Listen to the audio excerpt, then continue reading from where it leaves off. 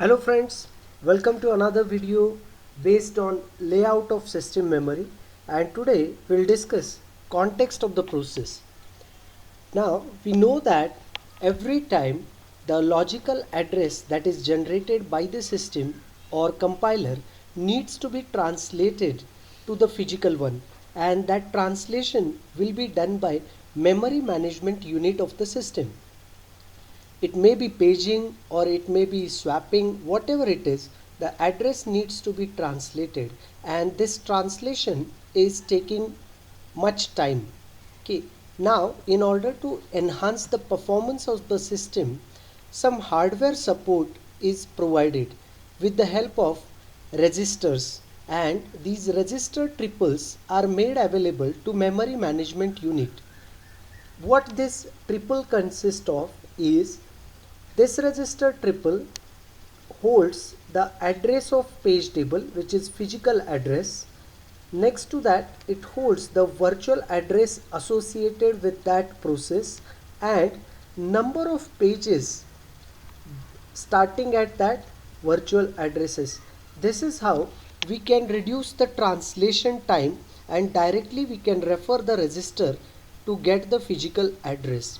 And this is what exactly done to enhance the performance. Now there is no single register, there is a set of registers, depends on system how many triples are available, but we can consider here example. In this example we have three register triples which are reserved for the kernel processes, and three register triples are reserved for user level processes. This is just an assumption. The exact count may vary system to system, but just as we discussed right now, this can take you to the particular process table directly. See the address of page table, which is containing the pointer which will take you to the particular process, and each entry is associated with one process. So whichever process we are executing, kernel will refer that particular register triple and directly access that area without spending time in translation. And the same thing is applicable whenever one user process is switched to kernel process, or kernel process we are switching to the user process. It can take directly the physical addresses, and this is how it can effectively or optimizing the performance of the system. Now the real question is that we know that any process is having its own dedicated area, and it is not allowed to access anything outside its own area, and this is how security is provided. Now if we keep that assumption in mind that no process can access area of another process, then the challenge is that how the kernel is accessing U area of the processes. And here is the answer. See here, for example, we have process A, process B, process C and process D. Each process is associated with one register triple. Now as shown in this diagram, we can say that the kernel register triple is accessing process D. Remember that kernel is having that privileges that it can take any process into its register triple, and this is how kernel can access any part of memory even though it is not kernel process. You got it? And this is how it is happening, and that's why we call kernel as a boss. Okay. Now in order to execute any process, the supporting environment is most important, because it may happen that you have the resources, that is memory, you loaded the process into the memory, but in order to run the process, it is not going to happen that all the time, or it will finish the process in one time. What I mean here is process is interrupted many a times. It may happen that it requires some IO operation, and that's why it goes out in some other state, and some other process with higher priority comes into picture. Even then the process will be preempted, and in that case the associated addresses needs to be changed. The If suppose process A is running, then process A's page table, all the related tables and all the data structures needs to be modified. Now what will happen if in between we stop the execution and we go for the another process execution and we come back again? We need to resume where we stopped, and for that we need to save the context of the process. So for time being, we can assume that context of the process is nothing but the environment for the process for execution. Okay, and there are various types of contexts. For example, the user address space, which can be referred as a user level context, the hardware registers, which can be considered as a register level context, and kernel data structures, which can be system level context. Remember that there is one static part in system level context and variable number of dynamic parts. We'll see this in detail, but right now you can assume that one process is having three types of contexts. Let's see it in detail what this user level context is consisting of. The user level context consists of process text region, data region, stack region, and if in case the process is sharing some memory with other process, that shared memory is also considered as a user level context of that process. Next to that, the virtual address space associated with the process is also part of user level context. Now, the point to be noted here, it may happen that part of the program or part of the process is currently loaded into main memory and part of it can be there in swapped area. But whenever we are considering the user level context, we are taking into account both memories, that is whatever part it has in main memory as well as whatever part of the process is available in swapped area. Both areas will be considered as user level context. Next to that, we have register level context. Now whenever we are executing any process, various registers are getting modified according to the instructions. Okay, and whenever we are stopping or interrupting the process, at that time what was the status of various registers of the system, that needs to be saved somewhere, and that is nothing but register level context. For example, program counter. If you are familiar with a microprocessor course, you might have already aware of these registers. There is a program counter which keeps track of uh, currently executing process or the instruction to be fetched next. Okay, and that will be recorded as a program counter, and that needs to be saved somewhere. Okay, and that somewhere is nothing but there is a special area where the context will be saved. We'll see that shortly. Next to that, status register. After every operation, the flag registers are getting modified. Means after the operation, if the result is 0, then 0 flag will be set to 1. Whether the result is positive or negative, that can be understood by observing the various flags like sign flag and all. So all that flag register and all are needs to be saved, which can be considered as a status register. Next to that, it also holds the stack pointer. Now what is the importance of stack pointer? If the process is executing and interrupt occurs, we need to switch to that process, and after executing that interrupt service routine, we have to come back and continue the old process. Now how the process or how the system will come to know that where to come back, and in order to save that, we use the stack memory. Before going for the interrupt routine call, we push the address of next instruction, and whenever we finish that interrupt service routine, while coming back we pop up the address from the stack area and we continue from the point where we stopped. And for that, keeping track of the stack area, we need that stack pointer, and this needs to be maintained. Also, the system is having some general purpose registers which can be used in various ways while performing any operation.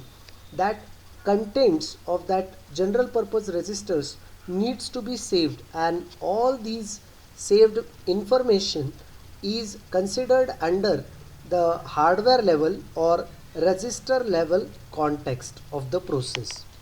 Next to this, we have system level context. Okay, system level context can be divided into two parts. One is a static part which is residing into the system for the lifetime of the process. Okay, and there is another part which is a dynamic part which may vary, depends on the process.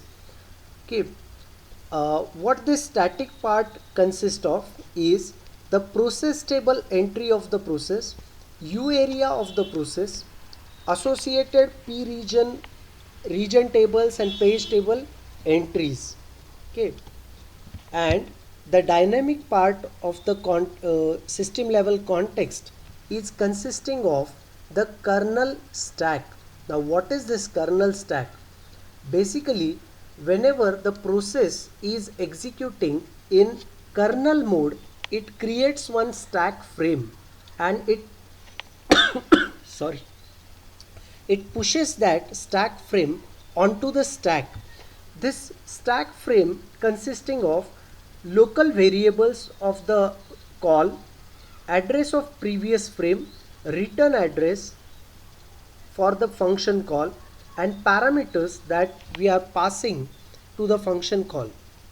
Now in order to understand this concept, you have to imagine the concept like if we have a C program and we have a main function, and within the main function if we call any function, like suppose we call copy operation, and that copy operation is calling the write operation, then every operation or every function call needs to be considered as a separate frame, and which will have every function will have its own local variables, address of previous frame in order to go back after finishing that function call where we need to go back, that can be considered as a return address.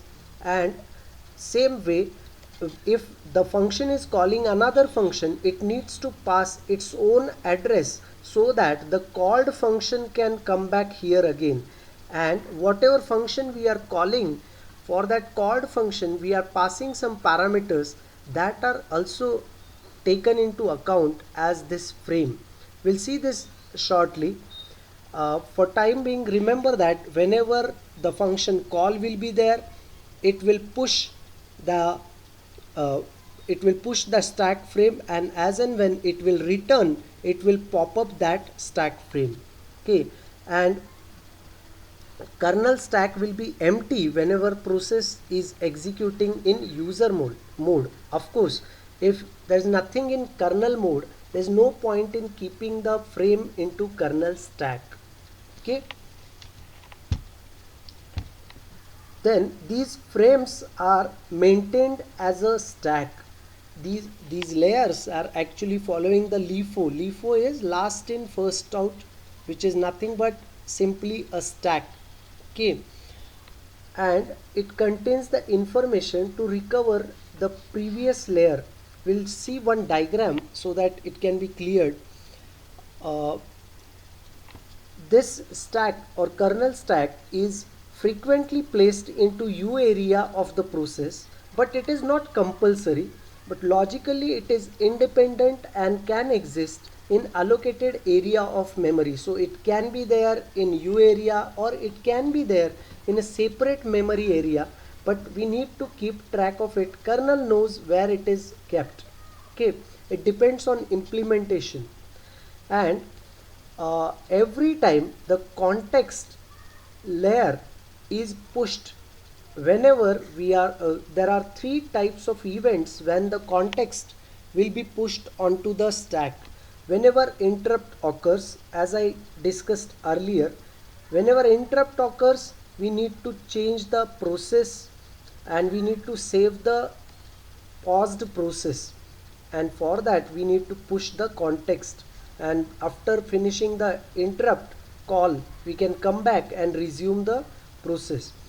Whenever process makes a system call, we know that when system call is done, the system or process changes its state from user running to kernel running, and whenever it is happening it pushes the stack onto a stack frame onto the kernel stack.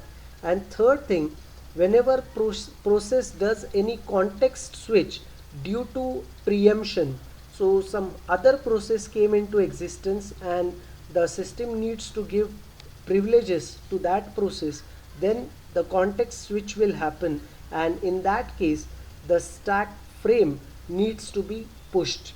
So these are the three cases when the dynamic part will be changed, and that's why we call that it is a dynamic part which is not controlled.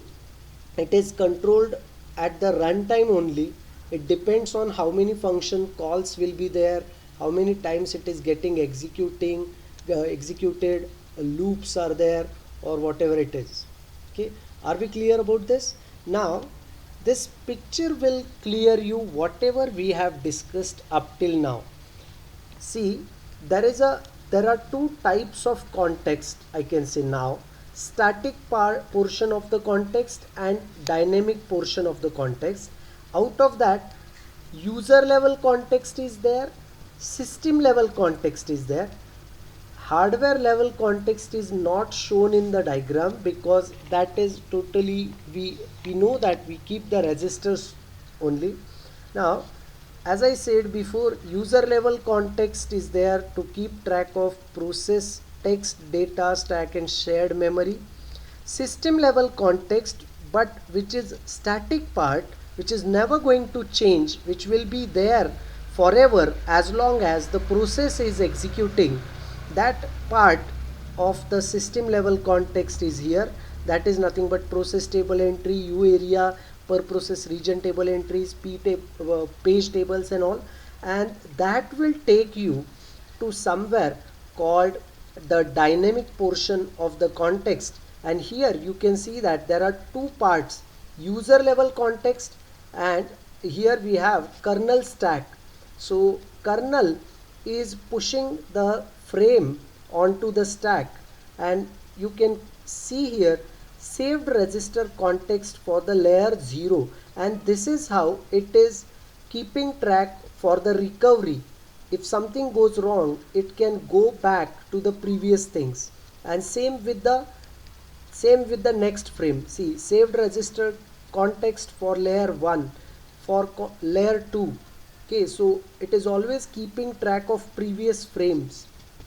Okay, and kernel stack for level 3 is there, and which is currently executing, and this U area is actually pointing to this frame. That means currently I am executing this process, and this process context needs to be loaded everywhere. This is what meaning of this entire diagram, and this is how context of the process is maintained. I hope you enjoyed this. Next lecture we'll see more about this. Thank you for watching. Thank you.